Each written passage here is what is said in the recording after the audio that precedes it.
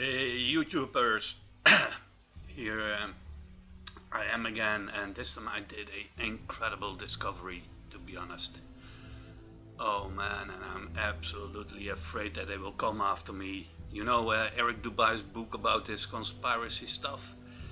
Oh man, I found out much more. I used his book and I'm so fucking afraid at the moment. What's going on, Jimmy? Come on, what? I closed the door, keep him out. Oh, fuck man. I think he's coming after me. Oh my fuck. I have to upload the video quickly. It's already prepared, but guys, you'll not believe what I've discovered.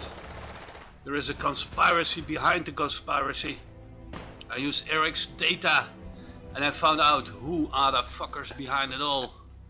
So, if I never come back, fuck, then it's goodbye, and else use the data I have, guys. It's all for Eric Snowden and all the whistleblowers. They do exist, and I have the data here. Oh, they're coming close. I have the data here. I'm now trying to upload it. Guys, watch the movie, please do. Oh, fuck.